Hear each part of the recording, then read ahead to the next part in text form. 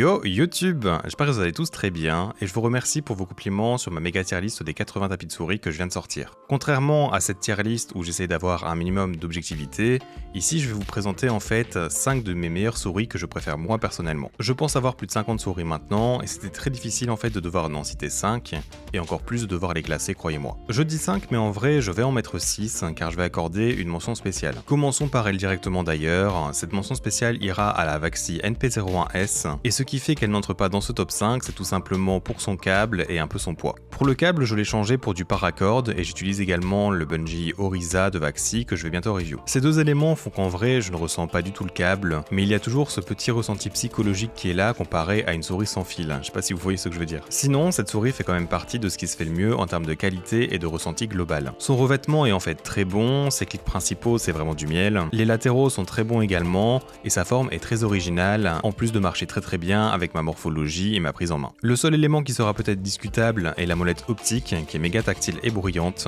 mais niveau utilisation, l'écran ne sont pas si durs à activer, ce qui la rend totalement ok pour moi. J'avais tendance à préférer sa grande sœur, la NP01 dans le passé, mais mes préférences ont un peu évolué depuis que j'ai tendance en fait à vouloir utiliser un relax fingertip dès que je peux, notamment avec le marché qui se dirige vers des souris plus petites ces derniers temps. Ce sont donc des souris asymétriques qui ne sont donc pas identiques sur le côté droit ou du côté gauche, mais elles ne sont pas pour autant de style ergonomique comme 90% des souris asymétriques. Ici en fait il y a une petite virgule à l'arrière gauche qui vient en fait servir de point d'appui pour le bas du pouce, quelque chose que moi personnellement j'aime beaucoup. Niveau gabarit, ces deux souris ne sont pas super longues, ce que j'apprécie encore une fois, et la 01S est vraiment très fine, ce qui va me laisser en fait quelques crampes après quelques longues utilisations malheureusement. Je finirai par dire que j'ai hâte de la voir sortir en sans fil, et je pense que ce sera un instant by pour moi ce jour-là. Elle aura même des chances en fait de devenir ma nouvelle souris principale à ce moment-là.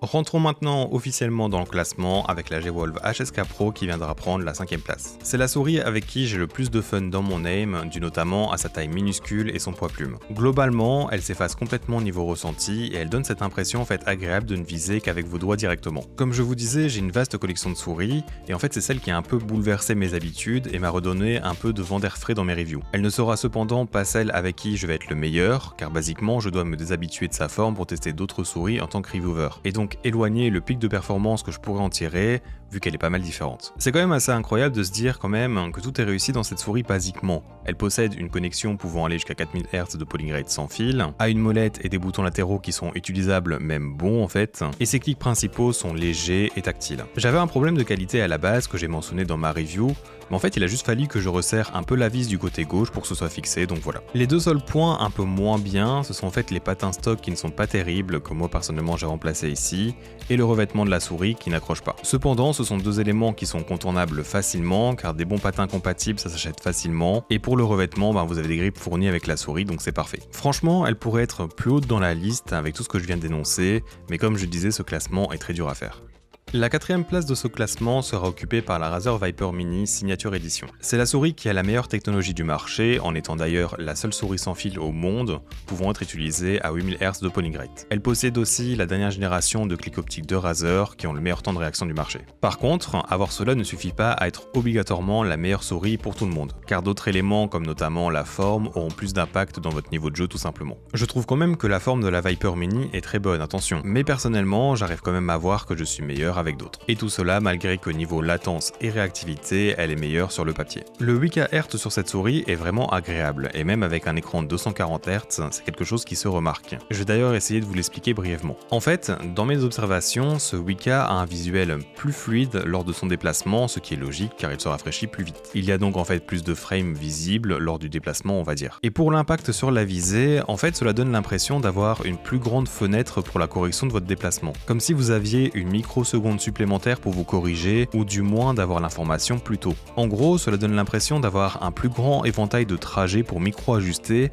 comme si vous pouviez créer des mini-chemins supplémentaires. J'espère que vous arriverez à visualiser ce que je veux dire par là. Mais quoi qu'il arrive, non, ce n'est pas un élément game changer au point que tout d'un coup vous serez meilleur ou que cette souris va d'office surpasser les autres. Les points noirs de cette souris sont pour moi ces boutons latéraux qui sont vraiment pas ouf, ainsi que les énormes trous de l'exosquelette. Ces trous sont juste pour moi un mauvais design, une mauvaise chose, car même avec très peu de contact que j'aurai lors de rares situations, Enfin, c'est tout de même distrayant de sentir une petite barre ou du moins un petit élément. En fait, c'est quelque chose d'évitable, c'est ça qui est assez rageant. J'imagine par contre que cela a permis d'avoir une meilleure répartition du poids et c'est pour ça qu'ils l'ont fait. Étant donné que l'alliage de magnésium est plus solide, il n'y aura donc pas de risque que ça puisse casser naturellement. Car oui, elle a quand même un ressenti très léger du haut de ses 49 grammes pour un tel gabarit. Et je terminerai par dire à son sujet qu'elle est malheureusement trop fine pour mes préférences. Et j'ai repassé ici 4 jours dessus, et là j'ai constamment en fait des crampes dans les doigts toute la journée. C'est donc plutôt logique en fait qu'elle se retrouve à la 4e place dans mon classement personnel.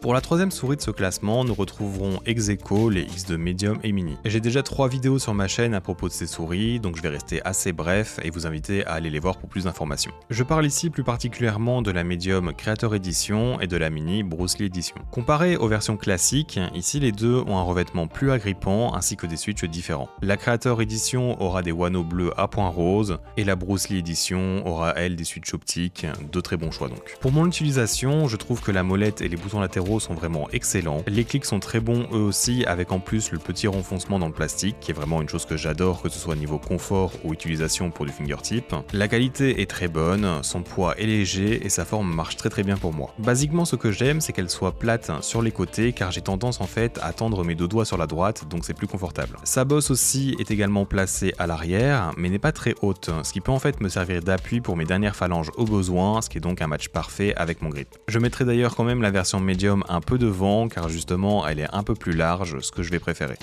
La souris en 2e position est la Vaxi X Wireless, qui est la première souris sans fil de la marque. C'est donc une souris que j'adore également, car niveau qualité et ressenti lorsque vous l'utilisez, elle est en fait au-dessus d'énormément de souris, comme chaque souris Vaxi. La molette n'est pas optique sur ce modèle, il s'agit d'un encodeur mécanique comme presque la totalité des autres souris sur le marché, et le capteur utilisé est le Pixar 3395, mais Vaxi dispose en fait d'un mode différent qu'ils appellent le mode compétitif, qui est un peu en fait un overclocking de capteur, on va dire grossièrement. Eh bien, croyez-le ou non, mais il y a vraiment en fait une différence de ressenti avec ce capteur comparé aux autres 3395, et dans le bon sens de mon point de vue. Il a en fait une impression de meilleure stabilité, comme si le curseur était plus constant dans son déplacement. Il y a cependant quand même 2 choses qui vont faire qu'elle n'est pas numéro 1, et le premier c'est son poids qui est de 79 grammes. Ce n'est pas un red flag pour autant, car c'est facile de s'y habituer, mais je sais juste que je performe mieux moi avec des souris plus légères. Mon sweet spot devrait être entre les 50 et 65 grammes je dirais selon la forme, c'est donc un écart plutôt conséquent. Je ne demande pas forcément à ce que cette souris soit à ce poids, mais plus léger serait en fait un gros plus pour mes préférences et sûrement mes performances du coup.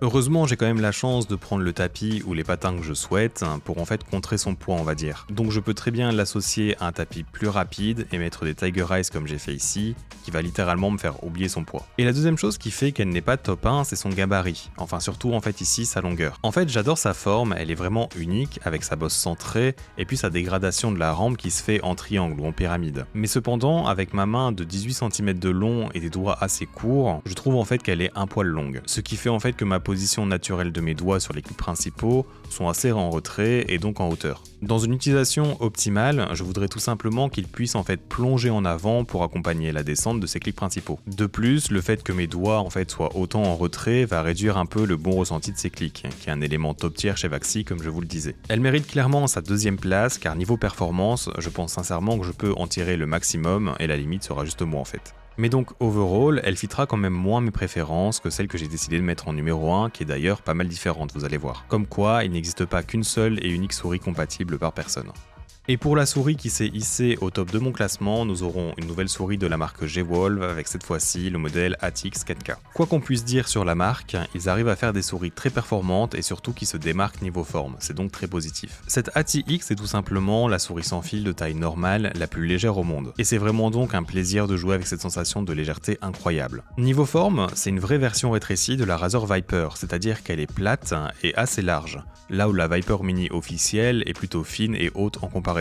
Cette forme me permet donc d'avancer en fait le placement de mes doigts, ce qui me permet de profiter d'une position très basse sur les clics à l'avant, ce qui peut donc jouer dans une amélioration de ma précision. Le fait que le point culminant de sa bosse soit centré et assez bas et que la souris soit courte, cela va en fait libérer énormément d'espace pour que je puisse manœuvrer avec mes doigts quand je passe en fingertip. Et pour complémenter cela, il y a quand même un élargissement suffisant à l'arrière qui peut servir de point d'appui dans le bas de mon pouce si j'en ai besoin. Je ne vais pas vous mentir, si je jouais encore à Apex Legends en ce moment, elle n'aurait en fait pas été numéro 1, car je trouve en fait que sa molette et ses boutons latéraux ne sont pas des meilleurs. En fait, toutes les implémentations de ces éléments sur les autres souris de ce top sont meilleures. Mais en ce moment, je commence à grind Valorant assez sérieusement, et en fait, je ne vais pas beaucoup utiliser ces deux choses, ce qui fait que je me focus bien plus sur la forme et la précision de mon aim avec. Et dans mes tests récents, je sens que c'est avec cette souris avec qui je performe le mieux, avec qui en fait j'ai une meilleure versatilité dans les scénarios que je vais rencontrer, ce qui me permet donc d'avoir une meilleure constance également. La cerise sur le gâteau, c'est qu'elle sera aussi en 4000 Hz de polling rate, qui est donc un bonus,